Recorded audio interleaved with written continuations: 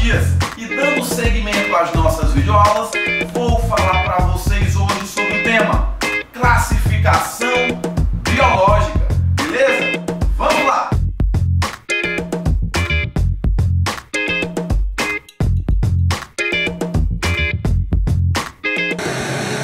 Sempre que acontecem os vestibulares aqui na região, os alunos ficam na dúvida se a questão deve ou não ser anulada. E como vocês sabem, para pedir recorreção ou para pedir anulação de prova de questões, nós temos que mostrar um livro, uma bibliografia de ensino médio, para ver se a gente consegue os pontos que o aluno está requerendo, ok? Mas vejam, certo dia, o aluno me perguntou: professor, tu tem algum livro que fala algo parecido com o que eu escrevi na prova? Eu disse: tenho. Eu tenho um livro do Sérgio Linhares, de capa preta. Então nós vamos procurá-lo lá na minha sala de estudos, para que eu possa mostrar para você esse livro e você possa pedir o seu pedido de recorreção. O aluno veio até minha casa e minha casa estava sendo pintada. Logo, o meu quarto de estudo estava uma bagunça. Só porque os meus livros estavam bagunçados, eu não consegui achar o livro e não consegui ajudar, infelizmente, o meu aluno. Não consegui achar, e vejam, essa bagunça leva em consideração que eu tenho apenas 180 livros de biologia. Leve em consideração que eu tenho isso e são poucos. 180 livros era para eu ter conseguido achar, mas não consegui. Então, sabendo disso, assim que minha casa foi pintada, eu tive o cuidado de organizar os livros em categorias. Separei os livros por autores. Então, eu categorizei os meus livros, porque 180 livros, se eu deixar tudo espalhado, desorganizado, vira uma bagunça e eu não acho os meus livros. Ei, isso é uma analogia para tu pensar. Se com 180 itens de livros eu já consegui me perder completamente, imagina se eu não organizar, se eu não categorizar as mais de 30 milhões de espécies que existem. Viraria uma bagunça. A ciência não conseguiria estudar as espécies separadamente. Por isso que há assim o processo de classificação dos seres vivos, assim o processo de classificação biológica, beleza? Ótimo.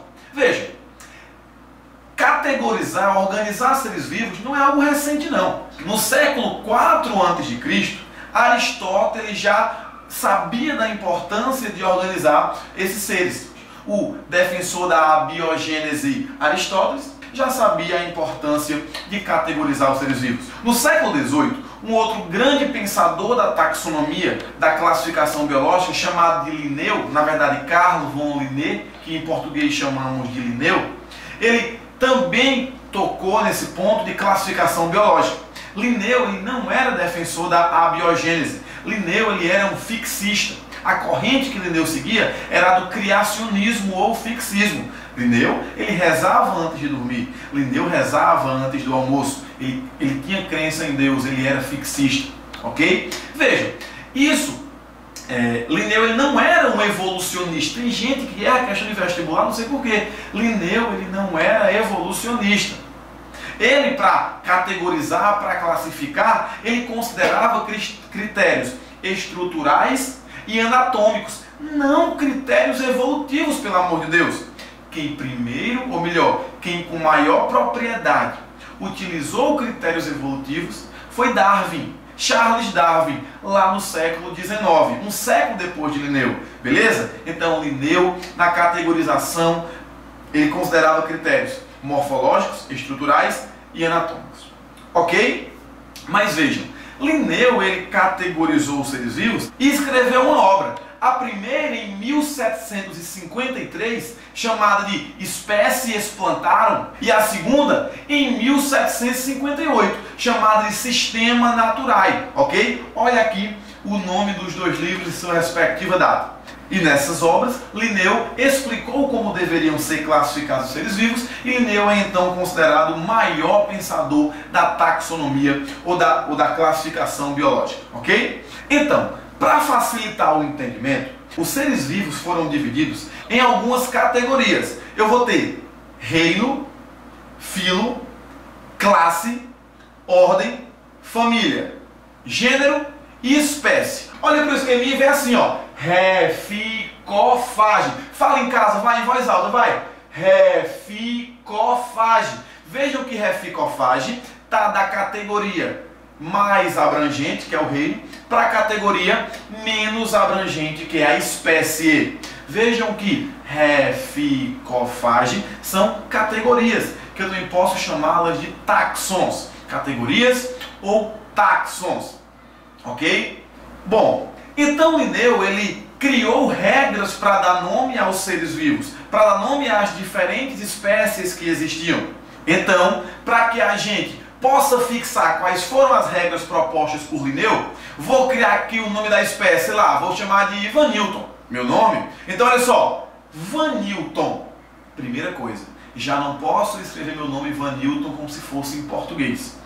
A primeira regra de Linneu: os nomes dos seres vivos devem ser o quê? Latinizados. Devem ser escritos em latim. Então, para latinizar o nome Vanilton, eu vou colocar Vaniltus, ok? Então, transformei, ficou Vaniltus. Mas Linneu disse assim: a nomenclatura deve ser binomial. Então, eu não posso usar apenas um nome, no caso Vaniltus. Tenho que usar dois, porque a nomenclatura deve ser binomial. Então, eu vou botar ali, ó, Vaniltus Matias, que é meu sobrenome. Vaniltus Matias. Matias, vamos supor que já esteja latinizado, beleza? Então, Vaniltus Matias. Mas o que é que significa esses dois termos? O que é que significa Vaniltus e o que é que significa Matias? Nesse caso, Vaniltus vai ser, no caso, o epíteto genérico. Matias vai ser o epíteto específico. Veja, Linneu, ele disse: o epíteto genérico deve ter inicial maiúscula. Então vejam aqui que o V está com inicial maiúsculo. No caso, o V está maiúsculo. Matias, que é o epíteto específico, deve estar com inicial minúsculo. Não esquece. Então, olha, primeira regra, latim. Segunda regra, binomial. Terceira regra, inicial do epíteto genérico maiúsculo, inicial do epíteto específico minúsculo, ok? Bom, mas vejam, Linneu, ele também disse que os nomes científicos devem ser destacados do texto no qual eles estão escritos. Então, para destacar, você pode destacar como você quiser. Só que como não é lógico você escrever de cabeça para baixo, escrever em outra forma de letra, é muito mais prático você fazer três coisas. Ou você sublinha, ou você coloca em negrito, ou você, na hora de colocar na sua prova, você faz o quê? Coloca em itálico. Ei, a tua prova é manuscrita. É claro que é melhor para você fazer o quê? Sublinhar. Tu vai botar em itálico? Não faz isso não. Tu vai negritar, vai gastar a tua caneta. Então tu apenas sublinha na hora da tua prova, se for uma prova discursiva. Ok? É bem mais prático. Então veja, o epíteto genérico, ele é como se fosse um substantivo. O epíteto específico, ele é como se fosse um adjetivo. Então, eu não posso escrever um adjetivo sozinho. Então, eu jamais poderia escrever Matias. Jamais poderia escrever Matias sozinho, porque é como se fosse um adjetivo. Eu não posso olhar para você e falar: ei, azul. Azul o quê? Está faltando um substantivo? Casa azul. Tudo bem, agora você conseguiu me entender. Então, Matias, epíteto específico sozinho, eu não posso escrever na minha prova, não posso escrever no meu texto. Agora, epíteto genérico sozinho, eu posso escrever? Posso. Mas para isso eu tenho que colocar depois do epíteto genérico as palavras, as letras SP ponto. Então veja, depois do epíteto genérico, caso eu não queira especificar a espécie, eu posso botar o gênero, o epíteto genérico, e depois SP ponto. No caso aqui ficaria Vaniltus SP ponto. Detalhe, viu? Se eu estiver escrevendo e estiver no plural, por exemplo, os Vaniltus, eu boto os Vaniltus SPP ponto, para pluralizar o latim. Outra, cuidado, isso não tem livro e pode cair no vestibular. Se for um termo botânico de planta, no lugar de usar SP ponto, tu usa SPEC ponto, spec ponto. ok? E outro detalhe ainda, não botou Vaniltus SP ponto, tu não colocou ali? Então, Vaniltus SP ponto, eu vou destacar o texto, no caso, negritar ou então sublinhar apenas Vaniltus, apenas o epíteto genérico. Eu não sublinho o SP ponto, não esquece disso, por favor. Ok? E uma outra dica seria o quê? Eu não posso abreviar um nome em latim, o nome de uma espécie, se ela estiver aparecendo pela primeira vez no texto. Eu não poderia colocar V. Matias se eu estivesse colocando pela primeira vez no texto o nome da espécie Vaniltus Matias.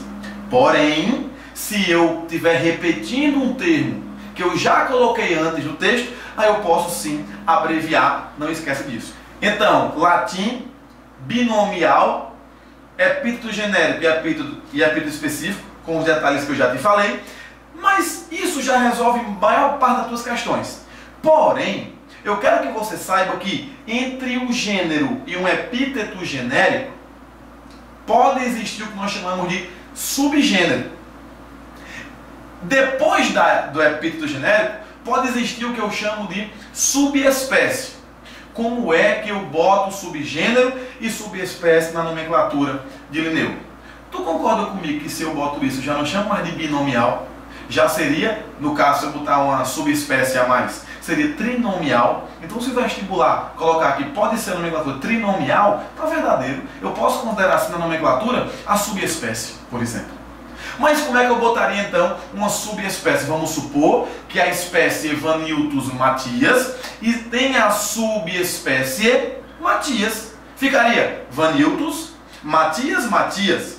Esse Matias, o último terceiro da nomenclatura trinomial nesse caso, que vai ser referente à subespécie, eu vou escrevê-lo exatamente igual ao epíteto específico, com o M minúsculo, ok? E também grifado. Mais detalhes eu tenho se eu for colocar o subgênero. Então, olha, se eu botar assim, ó, Vaniltus e sei lá, um subgênero, sei lá, Barbudum, né? Barbinha cresceu, eu vou colocar então Barbudum. Ficaria o que então? Vaniltus, barbudos, Matias. Barbudos. Como ele é subgênero, tu vai ter que colocá-lo entre parênteses e com a inicial maiúscula. Ok? Ficaria então Barbudum com entre parênteses e com a inicial maiúscula. Então, só para a gente dar uma revisada. Epíteto genérico, inicial maiúscula. Epíteto específico, inicial minúsculo.